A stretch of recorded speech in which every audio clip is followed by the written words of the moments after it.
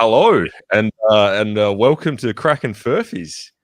Um, I mean, we're a big daddy podfather down this week, but it's me, you're one of the hosts, Tom, and our good buddy Dan here, ready to chew the fat and shoot the shit with a few good Hello. news. Um, how the bloody hell have you been, Dan? Oh, I've been good. I've been busy. I've been good. We're doing this on a random Tuesday night as it's kind of the time we could throw it together, and Podfather's off doing big daddy things, but here we are. Here we are, enjoying it. We kind of missed the Friday, we missed the boat previous week, but we've decided, to jump back on and Things be the way they be. Yeah, life be lifing. It's a busy time of year for a lot of people, so look, sure we is. better late than never, we say. Minus a few members. Right? Yeah, that's right. We're a very minimal cast tonight, but that's all right. Just you and myself, but yeah, we'll make it work. We've got some fun stuff. Now, you said that you had a couple of drinks semi-prepared. Let's talk shop while we're here at the bar. Looks like we're at the non-alcoholic bar tonight, seeing as it is a school night after all. That's right. I'm on the healthy stuff. I'm on the sparkling water, which may disappoint a lot of our 5 listeners. I'm sure it's not the stuff that just tastes like TV static. There is a little bit of lemon in there and a little bit of pineapple in the other one, but I don't mind the citrus. Need a little bit of something to make that fizziness go down. Damn straight. I myself am on the solos, not the hard solos, because I'm still repping the no booze, but yeah. Is a solo man tonight? Sure. Well, we're not flying solo. I've got you here with me. Don't mind a good old solo. It's my soft drink of choice when I do have a sugary drink. Being able to slam it down fast, as they used to say. Quench that thirst. Well, yeah, how's work been, Dan? I mean, it's been a little over a week since we chatted last. Anything interesting popping up? Well, work is going all right. Busy, but a lot of it is just kind of also busy work, like preparing for upcoming filming days. I work in marketing and fundraising for the unaware. So preparing stuff for the launch of our major campaign at the start of April, which involves redoing the entire campaign website. So nice. Doing lots of little different bits and pieces here and there that don't seem like a lot at the moment, but in a couple of weeks will all add up into something pretty big. So nice. Gears are turning. Any little exclusive tidbits you can let drop, or is it all hush hush? You can't really let the general public know what you're working on. What I can say, you didn't hear this here, dear listener, but November, Mildura, look out. Oh, look out.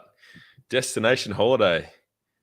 It's all happening, going down in November in the middle of nowhere. The bush stuff. Just about Lake Coleraine, which is not a place I've actually ever heard of before. I've never heard of that either. But apparently it's a place that exists. I'm sure Ollie Chaston may have heard of it before, but yes, one of our favourite dear listeners. Hey, he's driving tractors, is he? Like he's a fairly, I don't know, out there kind of farm worker. He's a fairly tractor bound kind of guy, I think. Nice. Tied to his tractor. We've just got word from our fearless leader, the Podfather. He said he might be jumping on. He might be guesting. So stay on the edge of your seat, listeners. It's all. That's right. The exciting things are all happening here. That is right. Also for the audio listeners, Tom's dog has just jumped on his lap and is looking at him with the most precious look of love in his eyes at the moment. Yeah, Willow's a good girl. She keeps me company here when we usually do the podcast. She's usually curled up at my feet, but she doesn't see me much today, so She's looking she's right here up for some into his chin eyes flappers. with a look of what I can only describe as adoration. Aw. Oh, I And sneezed she's this, just hey? sneezed. So that's what she thinks of my description of her. Yeah. Oh, my goodness. Hey? Oh, little one. Well, yeah. Well, it's good to hear that things are keeping busy. Me, myself, I've just been kind of flat out with work. Our regional manager is away. She's off semi-chaperoning nieces she went to Melbourne to chaperone them for the Taylor Yes. Swift concert. And Yes. she's staying up there for Pink as well. So Got the double act happening. yeah, I don't think she went to Taylor Swift because the tickets were tight, but I'm fairly certain she's going to Pink and she's going to enjoy that. The tickets were insane. Yeah, my partner got to go, so she was stoked. She told me all about it. She's one of those proud few of the 96,000 that were there every night. Yeah, Look, yeah, people can like what they like, but especially at the moment, I am just so sick and tired of hearing about Taylor Swift. yeah, yep. I'm with that. They took over the radio like a whole day, and I don't need to hear about what her private jet's doing and why Americans are upset that the MCG doesn't have visible car parks. Just let me have a day, please. right. People can like what they like. That's fine. If you like her music, great. If you don't, whatever. Just stop telling me what every tiny little thing she's doing, please.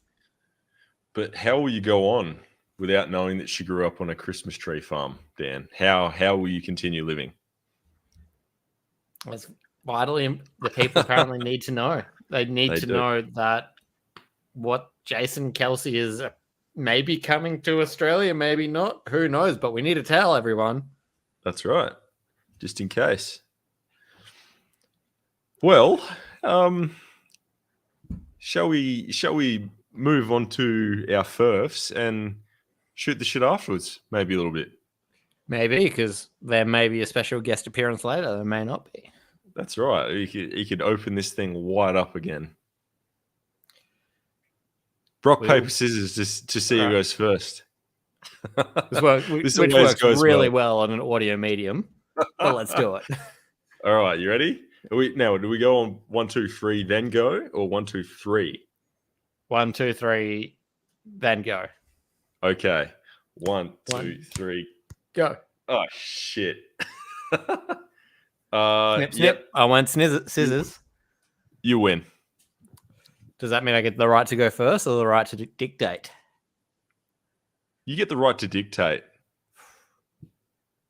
No, I'm going to say that I will go second today. Oh, look out. He's taking a back seat. It's unlike you, Dan.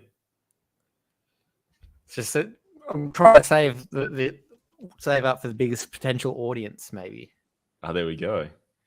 All So right. all fueled by ego, of course. Oh, clearly. You got to let the opening act warm them up, and then you get to drive it home. Now, I've kept mine all short, sharp, and shiny this week. And I'm a man that loves themes. Last episode was animals. This week, puppets. We are nothing if not theme lovers, but puppets slightly terrifying.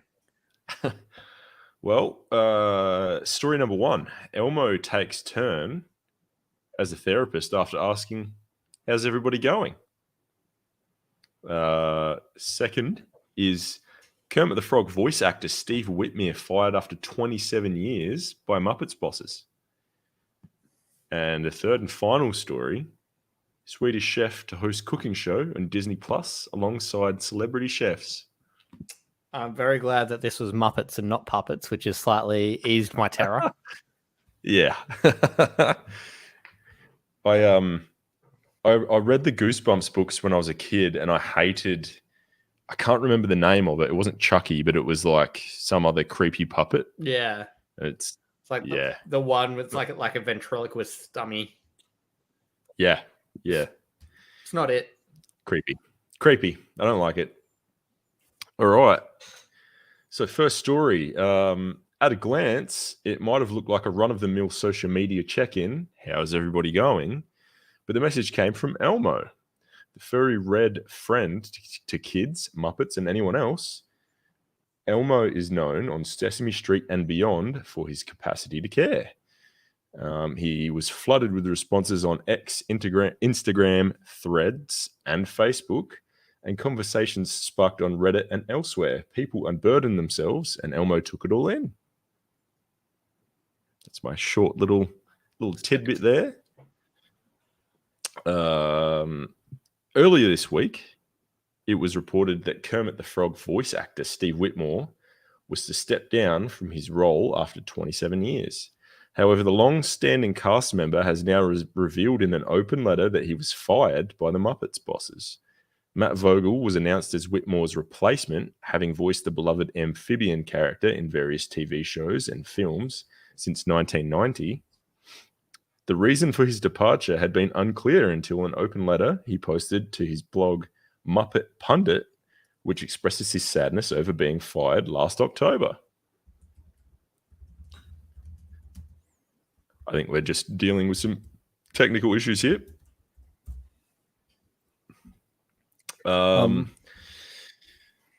And last but not least, following the resurge in popularity in the Muppets in the recent years, Disney Plus will capitalize, seeing the Swedish Chef host a cooking show aimed at young adults. The show will star chefs including Gordon Ramsay, Michelle Roux, Jamie Oliver, Bobby Flay, and even popular destination host Guy Fieri. It's aimed at broadening young people's horizons and seeing cooking, and this will be heading to the streaming service late October. Just quietly, I think the Swedish Chef might actually be a better chef than Jamie Oliver. I used to really like his shows back in the early days before he made it like really, really big. I think like The Naked Chef was one of his earlier TV shows, and that was brilliant. It was like how to cook when you're a like college age person and impress your friends. Now it's all kind of cheeky wank. Oh, hello! He's finally made it to the pub just in time to miss the first round. Oh, thank God. I dare say it would have been a boring round anyway. I don't know whose it was, but I'm just going to really try and insult whoever it was. You can still take a guess. We haven't made our guesses, but we're just talking about the cuisine of Jamie Oliver and how he compares to the Swedish Chef from Muppets. Okay. Yeah, fair enough. I like Jamie Oliver. Haven't seen him in quite a while. Going against the grain. Yeah, no, Jamie Oliver, he was all right. He's better than that one in the Coles ads all the time. I've got nothing against him, but, I don't particularly have like a, no, I don't have much love for him. I've got his name. No love. But I think it's just Curtis Stone. Yeah, there we go. Curtis Stone. He was on MasterChef and he was everywhere. I don't know if that's enough, I like Jamie Oliver. I think it stuck out a lot because when I remember that big documentary about was it chicken back years ago? I think that was pretty eye-opening. Yeah. So I think for like the food industry, Jamie Oliver's done quite a lot. So a lot of respect for Jamie Oliver. Yeah. Mm. And Muppets, I didn't really watch the Muppets. I like a few of them, but I watched the Muppets Christmas Carol end of last year. Nice. Great film. Holds up. Holds up. Yeah, beautiful. Jen, need more Muppets media, please. Get to it, Disney Plus. Well, which hopefully which ties into may tie into my guess. Yes. Just as like the producer, as far as Crackin' Furphies goes, boys, are you guys recording this or anything? Like, what's going on here? We can confirm we are recording, and hopefully the listeners can confirm this. Recording and live streaming, I believe. Straight to YouTube. I did manage to figure it out somehow. I don't know if it's going to the places that we want it to go, but it's going somewhere. Worst case, we can just rip it back off YouTube. So fear not, almighty producer. All right, yeah, cool. How come Tom's voice sounds so deep? Sounds deeper than usual. You sound like, you're going... Ooh. I had to put on my bloody, pretending to know what I'm doing voice. God, you can do a Tom voice. That's impressive, dude. Well done. He's man-based cousin Tom Beast. Yeah. Beast. Yes. Beast. Yes. Tom Beast. Well, But yeah, anyway, back to the furphies. I do know that story number one is real, and the way they followed it up is also a masterclass in how to handle social media. So well done, Yes. Sesame Street. Big claps. Big claps for Elmo. So it comes down to, do we have Drew? I might just give a quick rundown. Has Kermit's voice actor been fired, or are we getting a Disney Plus Swedish Chef cooking show?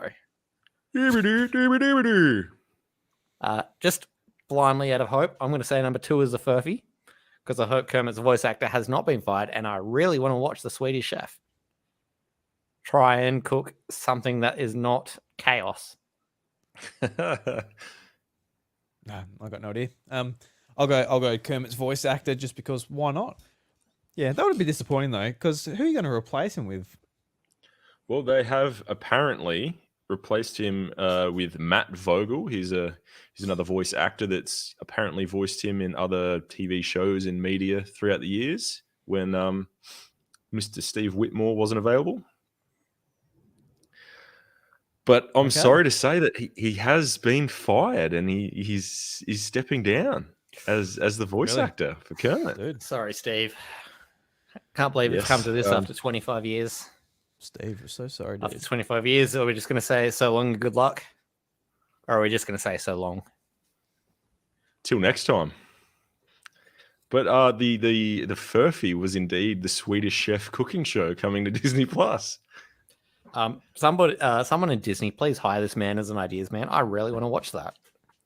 I reckon it would be great. I honestly think it would be great.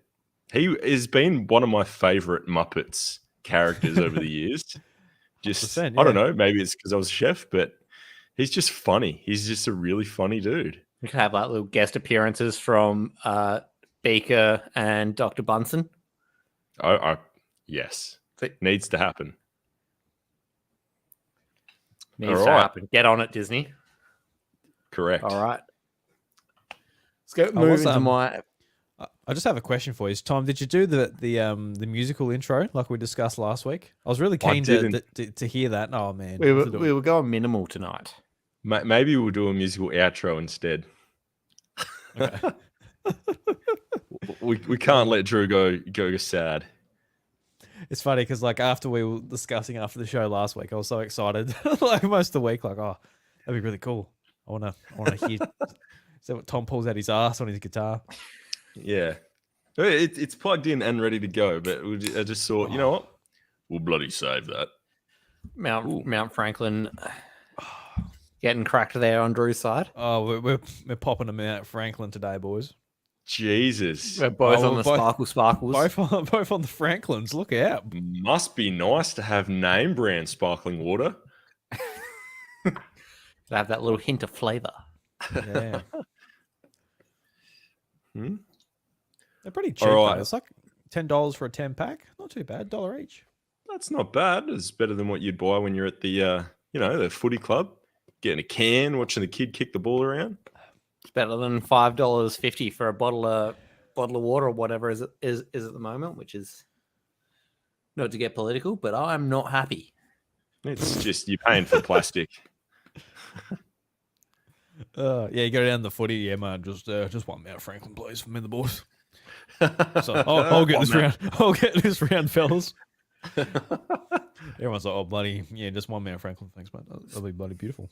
But just on this topic, we've got these new beer taxes that have come in this week, and immediately places have started struggling as well. I've seen reports of people paying $17 for a pint. Jesus Christ! What are you talking about? Beer tax? Is this a furphy? No, this is not a furphy. This is a real thing. There's a new alcohol excise. This is an outrage. And then because of that, places like Hawker's Beer and Big Shed Brewery have had to go into voluntary administration, and a lot of places had to raise the price of the beer. But conveniently, wine is exempt. Funny that. Interesting. Yeah, right. It's because our beer's no good, but our wine's top tier. I don't know. Our beer's pretty good. Yeah, our beer is pretty good. But It's going I to be guess run it- into the ground if people have to keep paying $17 for a pint. Well, no one can Yeah, that's pay $17. that's a Have a couple. bullshizzle. Like, it's a bit much. That's a second mortgage. Yeah, Just, my first mortgage went to living in my cardboard box. All right, onto my actual stories. I've taken a slightly different tact. I want to see if you guys. So you may remember I used ChatGPT last week for my furphies. Hey, they're I wanna taking see- over. I want to see if you guys can pick the story that was written entirely by ChatGPT today. Wow. Good idea, man. Skynet Yeah, is I like it. now. The future is now.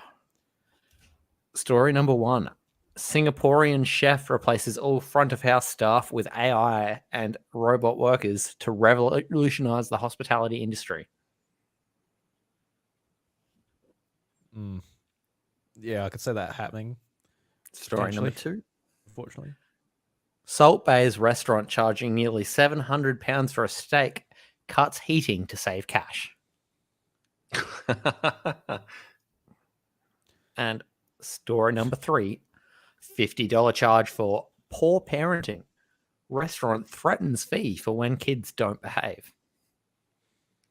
See, like I want that to be true because the place I've worked in some places that like you have an open kitchen and you can hear everything. And if there's like a mental child that's screaming, nothing makes your workplace worse than that. Like you go to work some days to get away from the screaming kids and to also have a screaming kid at your workplace. No good. Charge Since you them a have a $50 screaming fee. kid, though, can't you relate to being like, sometimes it just doesn't work out? Oh yeah, for sure. This is what, As the That's sometimes just me it's being a just, prick. Yeah, as the non-parent in the group here, I am fully in favor of this fee. Yeah, I can't be because Lucas is great. You know, he's always good when we go out, but you know, I can't be a hypocrite and say that and then one day fall victim to it. Especially the Yeah, second one. I don't know what they're going to be like. So there's no way I can say yes to it. You know, you just got to go with the flow sometimes when you're a parent. That's- just all right. Very correct. All right, let's go into the stories. Story number 1, the Singaporean chef.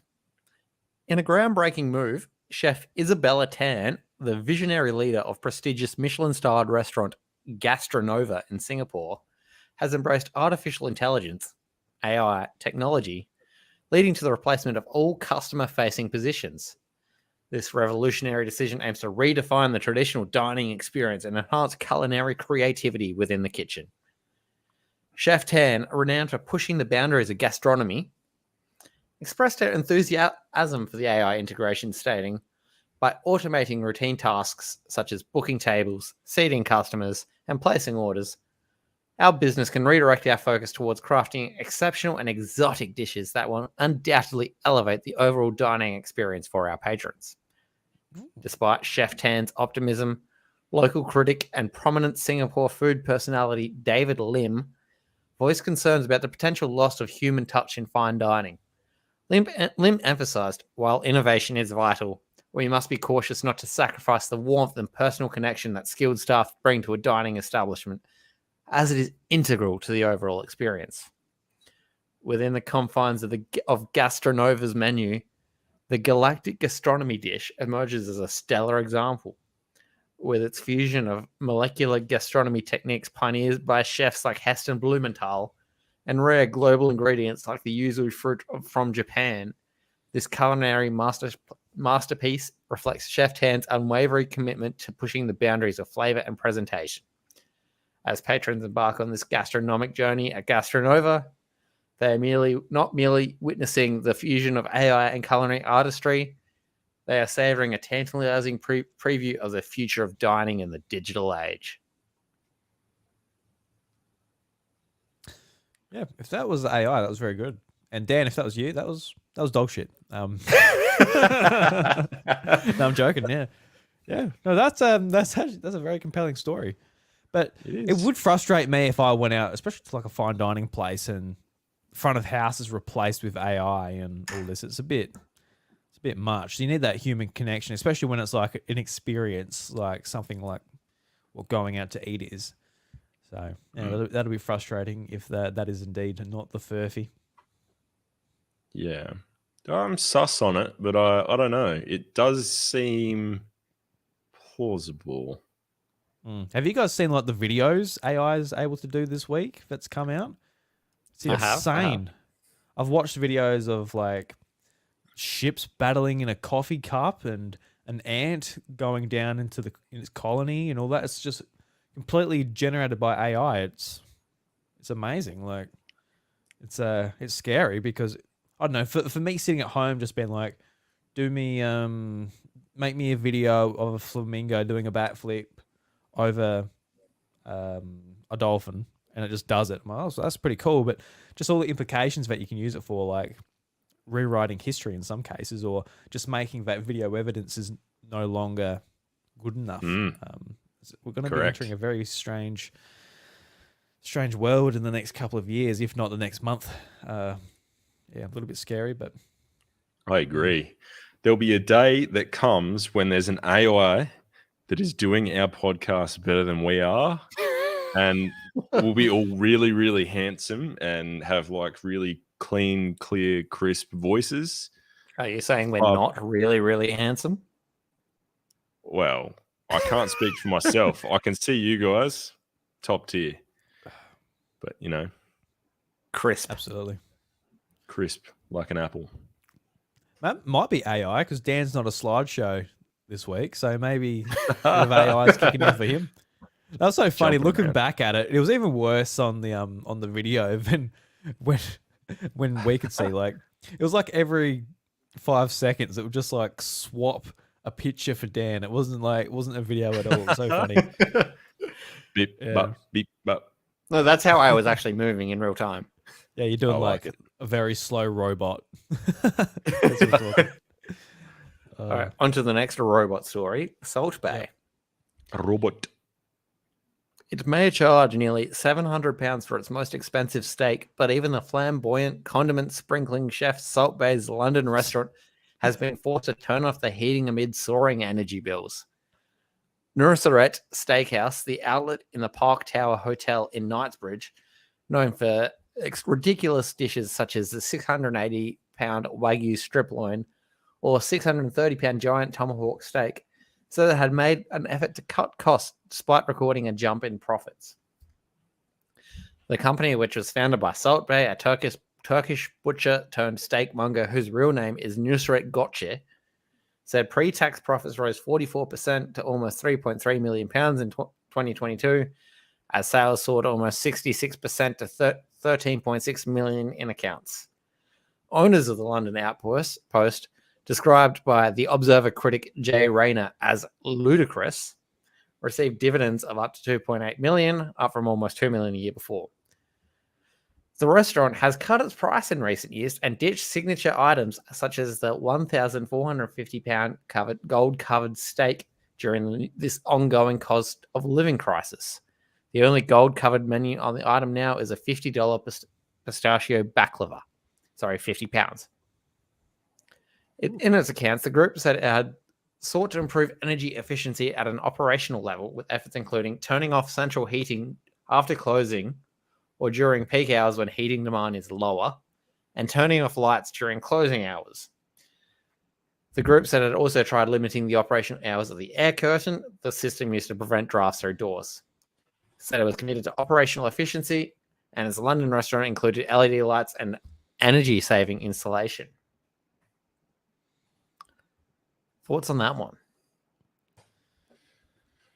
Thoughts on that one is Salt Bay is amazing. I don't care what anyone says. He's fantastic. I love that someone can be such a meme that they become like a full-blown business owner that just doesn't care about anything. But Salt Bay's the meme guy. Gotcha. I didn't know who Salt Bay was. He's the salt down the arm. Just drizzling the salt. Yeah, gotcha. And slapping the meat. He's a phenomenally good butcher though. Seeing him break things down in like actual proper technical videos is fantastic. Like he's really good at what he does. When he's busy not invading the World Cup final soccer pitch. Correct. But I do know how hard it is for businesses like that, especially luxury businesses when everyone's like cutting back. Like, I mean, there's always going to be rich people that will go out and splurge and spend money on whatever, but people won't do that one-off. Oh, we'll save up. You know, me and the missus will go out for our one date night every now and then. They're just not doing it because people can't anymore. Yeah. I don't know what it's like anywhere else, but here in Australia, cost of living is ridiculous. Insane. So I'd deem that one wholeheartedly true, but I don't know. I'm probably wrong. Yeah, I'm not. It's funny because when Dan said, "Oh, we got to guess which ones by chat, by AI," I'm more or less thinking about like how it's written and how like Dan read it rather than the story itself, because they're both plausible. Like, you know, yeah, both make sense to me. Or maybe they both don't make sense to me. Maybe that's why. Who knows? I don't know. We'll never know. But if this other one is just a whole string of like unintangible syllables, missing no, missing no, we'll have him. All right, let's go down to the third restaurant theme story. A restaurant in Georgia has stirred up controversy with a long-standing surcharge that calls into question some customers' parenting skills. Toccoa Riverside Restaurant adds a $50 surcharge on the bills of families whose children don't behave while at the establishment. The restaurant's owner, Tim Richter, told WSB that the charge is not new. It actually began during the COVID-19 pandemic. A warning posted at the bottom of the menu reads, "Adult surcharge for adults unable to present $, the Today Show reported. The menu is also posted on the restaurant's website. As pointed out online where the surcharge went viral, there is no exact amount listed. Richter said he had never had to use it as a threat to control kids until recently when a family came in with children who he said were running all over the restaurant, he told WSB off camera. Lindsay Landman thought Richter was joking when he told her of the charge. Landman, from Florida, was at the restaurant with her husband and 4 other families. In all, there were 11 children aged 3 to 8 years old. The kids were sitting at one end of the table and they were being so good, Landman told Today. I even commented halfway through the meal, I can't believe how well behaved they are. After dessert, some of the adults took the kids to the river. That's when Richter approached the table. She thought he was coming over to commend her on how well the children were doing.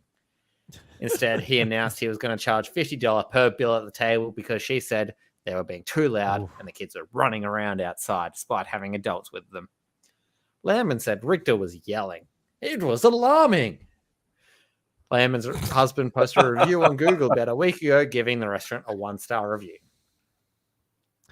Oh, that's rough, man. Like, look, there are definitely some places where just kids shouldn't be when it comes to like eating out. Like, but if you go to maybe like, you know, the good old local Beachport pub, it's a family place. You can take your kids. Sometimes in the courtyard, the kids might be getting a bit rowdy and all that. And, you know, it might be a little bit annoying or a little bit loud for some other tables. But as long as it's not too bad, I don't see any harm in it. But if it's on a riverfront, you'd imagine it's kind of that sort of establishment. Yeah, potentially. But there are some places where, like, you know, you go, it's more fancy, it's more expensive. People are looking for maybe an intimate night out with their partner or whatever. And it's just like, you know, I think the parents need to know that that's just not a place you can take your kids. Like, I'd never take, you know, my kids to the barn or whatever. It's just not the place for toddlers. When there's like take Lucas to the barn and get him a $1,450 steak with a gold leaf. I'll get the that chef so to come out I and can flap have it when it's on the table. Can I get it in a doggy bag to go? Slip it in. But yeah, no, that upsets me a little bit, that story. Yeah.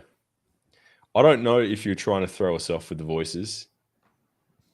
Yeah, he's trying they're something new there, wasn't he? Compared to the other He stories, was. Yeah. he's getting a bit Yeah. of improv going on. Oh, yeah. Yes, Bad, and Dan. Yes, and that's right. It's yep. You got to stick to that. Now, Tom, Uh, do you think that Dan, like, do you reckon any of the stories like read differently?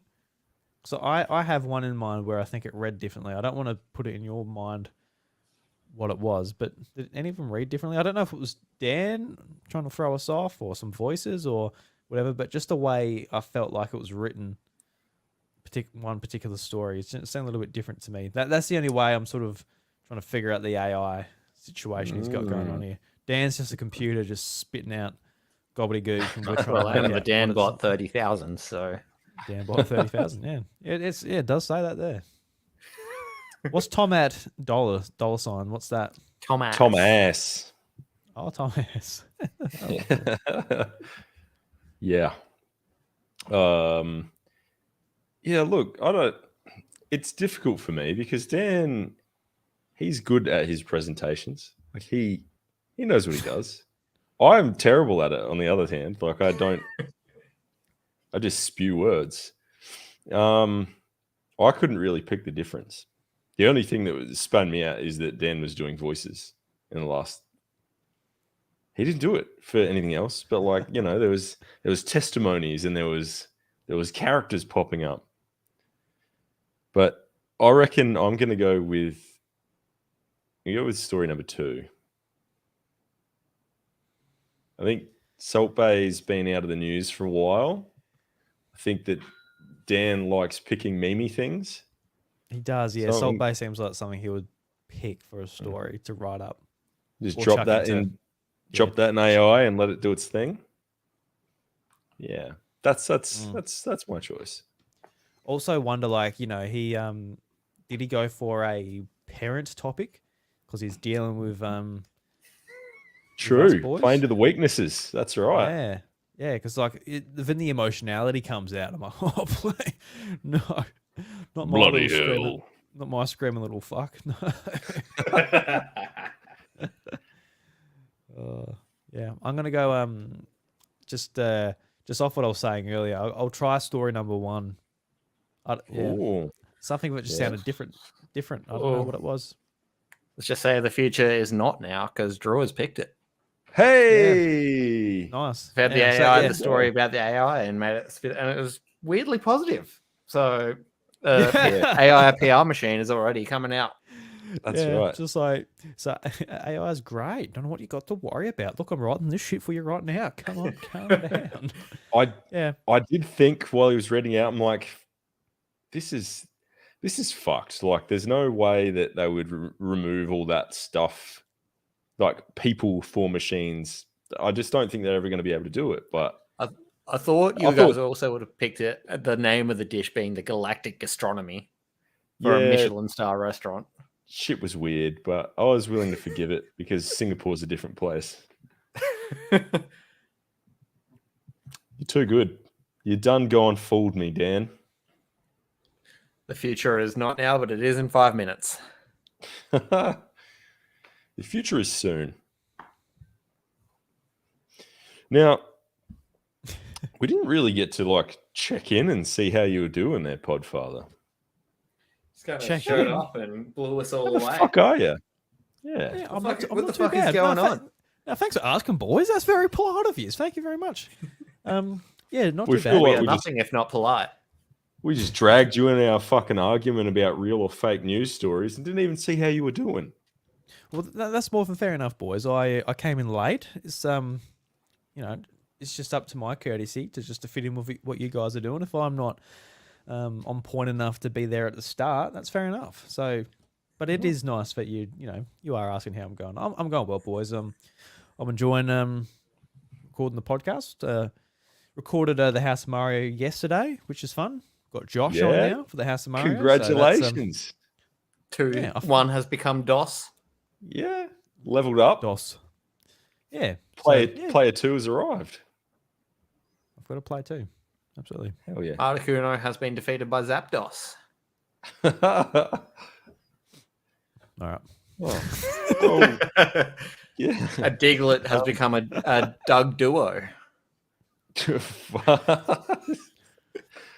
That would have been an Well. interesting Mhm. interesting one.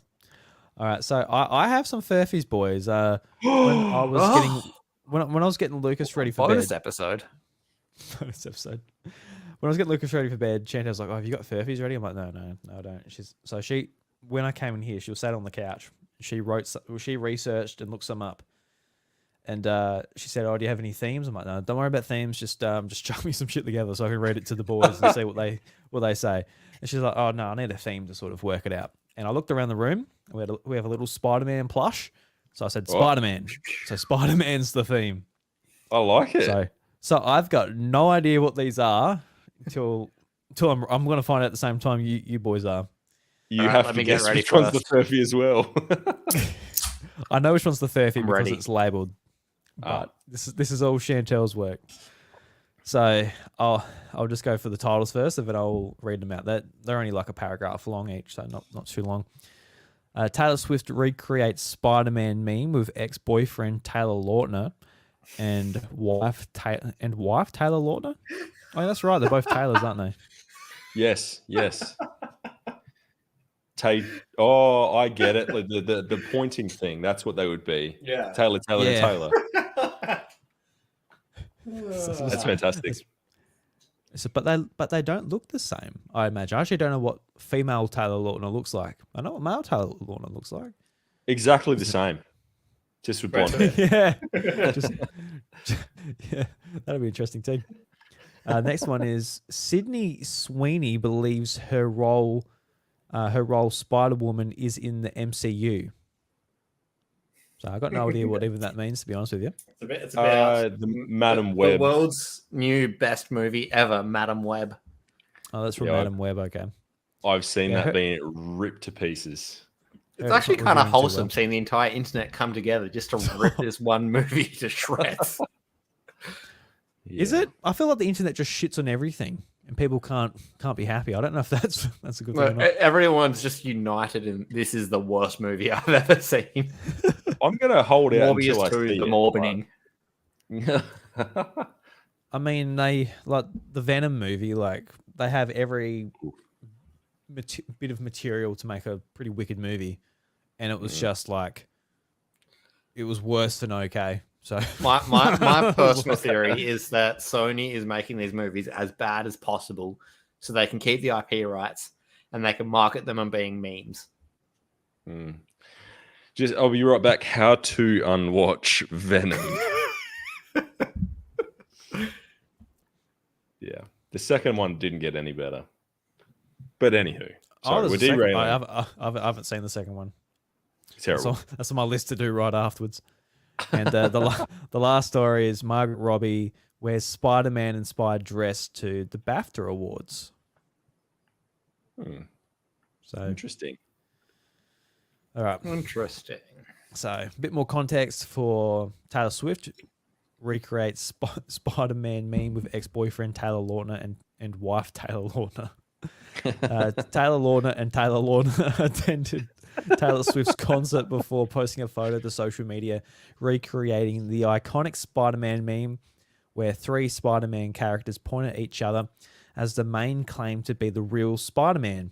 Fans of the celebrities called it hilarious. Taylor Lautner, the Twilight star, also delighted fans by performing a backflip on stage as a surprise guest appearance at the concert. So there you go. There you go. Crazy stuff. Doing a backflip. Sydney Sweeney believes her role, Spider-Woman, is in the MCU. Sydney Sweeney played the role of Julia Cornwall, aka Spider-Woman, in the latest film from Sony's Spider-Man universe, Madam Web. The film received major criticism for its underwhelming plot, thinly written characters, and wooden acting. In the recent interview, Sweeney revealed that she was excited to be a part of the MCU. Fans began pitying the Euphoria actress for not knowing the difference between the SSU or the MCU. Who's going to tell her? Actually, I'd also heard something similar as well, that Dakota Johnson, who plays the main character of Madam Web, her agent sold her the film on it being MCU, and then she started filming and found out it wasn't. Yeah, right. That's rough. So her agent was promptly fired. Big rip. I just got another message from Chantel saying sorry. She said, sorry, they're so girly. Like, yeah, they You know what? It's perfect. Yeah. I've got no idea where we're going. They're pretty good. Like, I don't know. I wouldn't know anything about Taylor Lautner or Sydney Sweeney or whatever.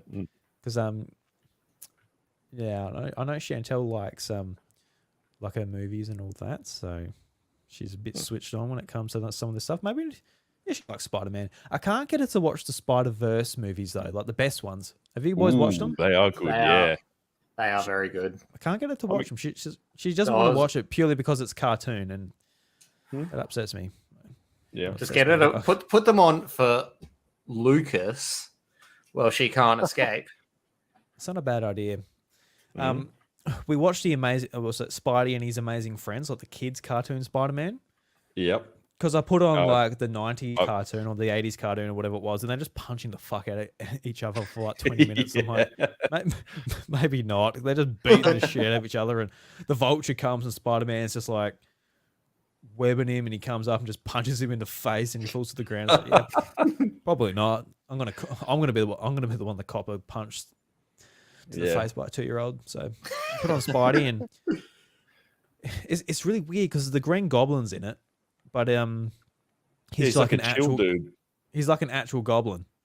Like he's just like a goblin who goes around just throwing pumpkin like slime balls at people, and that's delicious. Bad thing he does. But it'd be hilarious to like put on the third Spider-Man movie in the MCU where like the Green Goblin comes in and just like blows up a building and kills Aunt May. that'll be a hell of an up. Just punch in the face like, oh shit, Green Goblin. He's a bad man. He's a bad man. He's a bad man. All right. And last story, Margaret Robbie wears Spider-Man inspired dress to the BAFTA Awards. Barbie star Margaret Robbie, who is a self-described Spider-Man fan, uses the red and blue web suit as an inspiration for her Vera Wang dress at the 2004 BAFTAs, British Academy Film Awards. The elegant floor-length gown featured lab-grown diamonds in a webbed pattern turned heads on the red carpet, although some onlookers believe a Barbie-inspired pink dress would have been more tasteful. Fair enough. Well, I know what I'm thinking, but what are you thinking, Tom? Well, the depth in the clothing suggests that Chantel may have written the last one, but I'm thinking it's the Taylor Swift triple Taylor meme. I'm thinking it's Margot Robbie since Drew slightly slipped up in there. We've gone back in time to 2004. I think it may have just been words that he's not used to ogling. That's just my reading ability. I don't know if that's... I read the other ones all right, though. So, yeah, you might be onto something there. Maybe we'll blame Chantel's writing if that's the furphy. Oh. Can't believe you've done this, Chantel, but I'm going number 3 just based on 2004. Oh, did that say 2004? No. It says 2024. That's right. I'm already locked in. Let's go number 3. I'm sticking with number 1. I think the Taylor Swift thing's topical. Yeah, we'll go with that. Number 1. All right. I can confirm the furphy was the tension. Yeah, just to really build it up. Just really building it. Yeah, it's number 3. Dan got it right. Nicely done. I am over 2. She did a good job, though. That was good. She did really well. She did. Yeah. I don't know what I would have picked out of those ones. We're going to have to invite her to the pub one of these days. If it wasn't for the 2004 thing, I would have genuinely been like, I don't recall seeing Taylor Lautner in anything for like the last 15 years other than one furphy that we did. So true. Well, that was my fault. It does say 2024, so I just I fucked that. Oh man, Got him. Sorry, boys. got him. But yeah, Bloody well done. well, bloody nice, boys. Not bad for an episode we just threw together. Yeah, well, Not Dan's gone slideshow again. hell yes, sideshow Dan. Need to grow the hair out. It's a work in progress.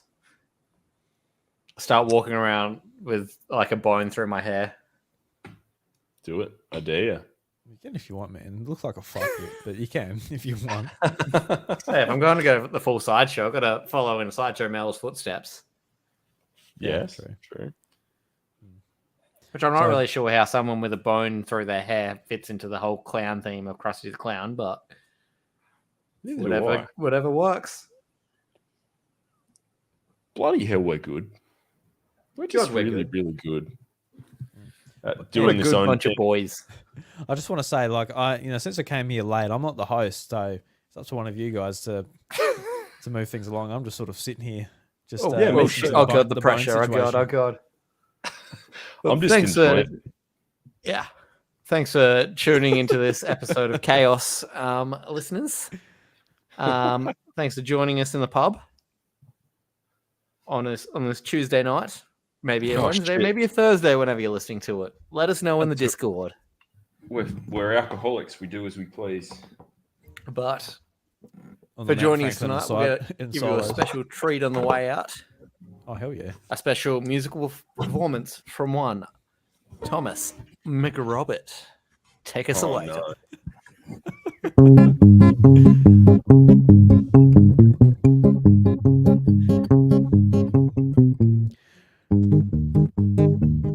Once was a boy living in a dam, and it was all wet and slow.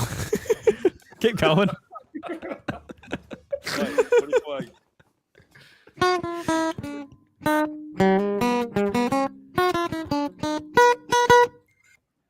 I don't know. Hops and bops and he slops. Tasty. Look out, it's Mario. Good old Mario. Mario. March 10 is his real name.